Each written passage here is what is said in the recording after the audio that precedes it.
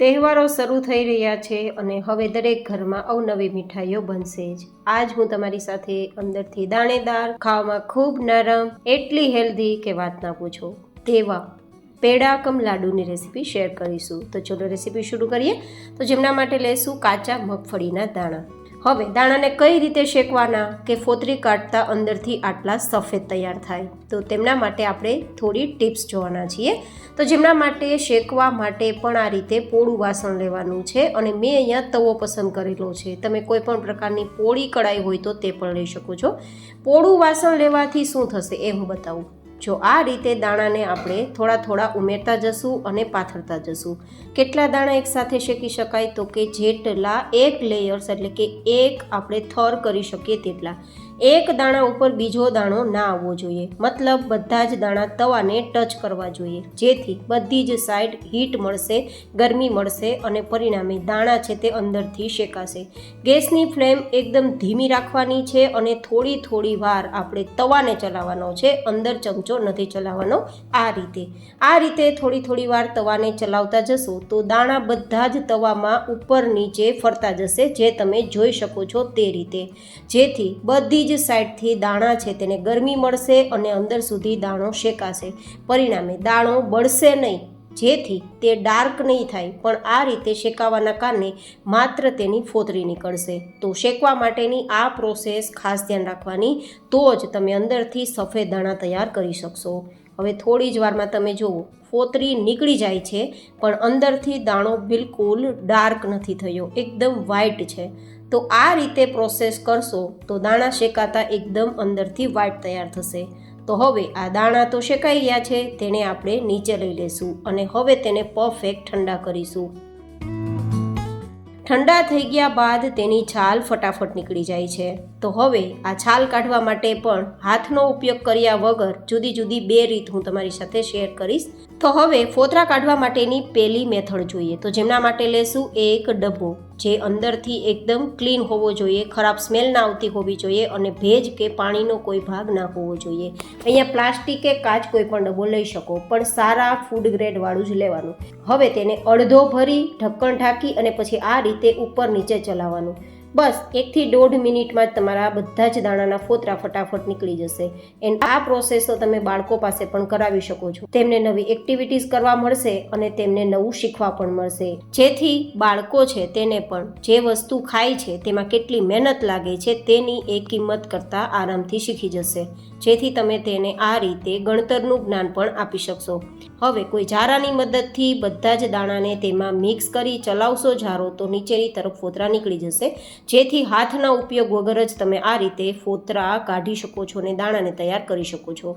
હવે આ તો થઈ પહેલી મેથડ. હવે બતાવું છું બીજી મેથડ.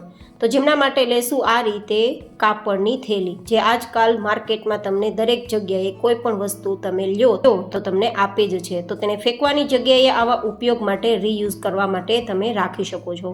હવે આવી કોઈ પણ પ્રકારની થેલી હોય તો તેમાં દાણા ભરી અને પછી ગાંઠ વાળી અને આ રીતે થોડીવાર માટે મસળશું, જેવી રીતે કપડાં ધોતી સમયે કપડાને મસળીએ તે જ રીતે. આ પ્રોસેસ પણ તમે બાળકો પાસે કરાવી શકો છો, એઝ યોર ચોઇસ.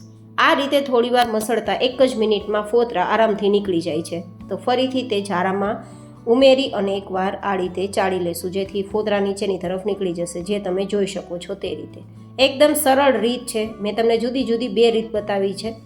બંનેમાંથી કઈ રીત તમને વધારે પસંદ આવી એ મને કોમેન્ટમાં જરૂર બતાવજો. તો આ રીતે એકદમ સફેદ આપણે દાણા તૈયાર કરી લીધા છે, જેમાંથી હવે માત્ર 1 કપ જેટલા દાણા આપણે ઉપયોગમાં લેશું અને મિક્સરમાં ઉમેરી તેને દરદરો પાવડર તૈયાર કરી લેશું.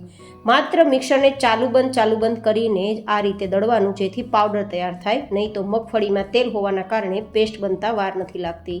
હવે તેમાં બીજી હેલ્ધી સામગ્રી ઉમેરીશું, ટોપરાનું છીણ, એ પણ 1 કપ જેટલું, સાથે 2 ચમચી જેટલો મિલ્ક પાવડર. મિલ્ક પાવડર ના હોય તો ઓપ્શનલ છે, સ્કીપ કરી શકો છો. માત્ર ટોપરું ને સિંગદાણાથી પણ આજના આપણે મીઠાઈ તૈયાર કરી શકીએ છીએ. હવે ફરીથી 1 ચક્કર લગાવી દેશું, જેથી બધી જ સામગ્રી મિક્સ થઈ જાય. આ રીતે તૈયાર થયેલ પાવડરને હવે આપણે એક્સ્ટ્રા વાસણમાં લઈ લેશું અને હવે તૈયાર કરીશું મીઠાશ આપવા માટેનો પાયો, જેમાં આપણે ખાંડનો ઉપયોગ નથી કરવાના, સાકરનો ઉપયોગ નથી કરવાના, ગોળનો ઉપયોગ કરવાના છે. તો 1 ચમચી ઘી ગરમ કરી તેમાં 5 થી 6 ચમચી જેટલો ગોળ, જો લૂઝ હોય તો, અને સુધારેલો હોય તો અડધા કપ જેટલો ગોળ તમે લઈ શકો છો. આ રીતે માત્ર ગોળને ધીમા ગેસની ફ્લેમ પર ઓગાળવાનું છે. ગેસની ફ્લેમ હાઈ નથી રાખવાની, નહીં તો પાયો પાકી જશે અને લાડુ કડક થઈ જશે. તો આ રીતે માત્ર ગોળને ઓગાળશું, 1-1.5 મિનિટમાં તૈયાર થઈ જશે. બિલીવ મી ગાઈઝ, આ લાડુ તૈયાર કરવા તમને એટલા ગમશે કે વાત ના પૂછો, કારણ કે સમય બિલકુલ નથી લાગતો અને ખાવામાં એટલો ટેસ્ટ આપે છે કે વાત ના પૂછો. પાછું આ લાડુ ફરાળમાં પણ તમે લઈ શકો છો, જો ફરાળમાં ગોળ ખાતા હોય તો હેલ્ધી તો છે પણ સાથે સ્વાદિષ્ટ પણ છે અને ફરાળમાં પણ લઈ શકો તેવા છે. તો બસ ગોળ ઓગળતા જ આપણા આ તૈયાર કરેલ પાવડરમાં ગોળનું મિશ્રણ મિક્સ કરી દઈશું અને પછી બધું સરસ ચલાવી દઈશું જ્યાં સુધી આપણું બેઝ છે તે આપણા આ બાઉલને છોડવા ના લાગે અને બધું જ ભેગું થવા ના લાગે ત્યાં સુધી મિક્સ કરવાનું છે. તો પરફેક્ટ માપ સાથે અને ફોતરા કાઢવાની રીત સાથે આજ મેં તમને રેસીપી શેર કરી છે.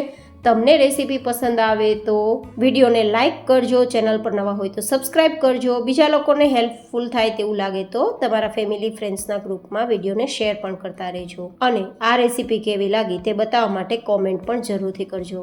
બસ હવે બધું જ ભેગું થઈ ગયું છે અને એકદમ સરસ આપણું બેઝ છે તે બાઉલને છોડવા લાગ્યું છે.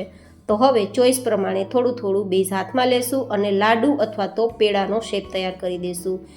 હવે જો આપણે 1 જ ચમચી ઘી લીધું હતું છતાં પણ હાથની હથેળી છે તે એકદમ ગ્રીસ થઈ ગઈ છે, જેનું કારણ છે ટોપરાનું છીણ. કારણ કે ટોપરામાં પણ તેલ હોય છે, મગફળીમાં પણ તેલ હોય છે, તો ઓછા ઘીમાં લાડુ તૈયાર થઈ શકે છે. તમે અંદરથી જોવો એકદમ દાણેદાર એન્ડ સુપર સોફ્ટ આપણા લાડુ કમ પેડા તૈયાર થયા છે. ઉપરથી ગાર્નિશિંગની ઈચ્છા હોય તો ગાર્નિશ કરી દેન સર્વ કરી શકો છો. 1 મહિના સુધી લાડુ ખરાબ નથી થવાના, તો સ્ટોર કરીને ખાઈ પણ શકો છો. ફરી મળીશું એક નવી જેન હેલ્ધી રેસીપી સાથે. ત્યાં સુધી stay healthy and stay happy.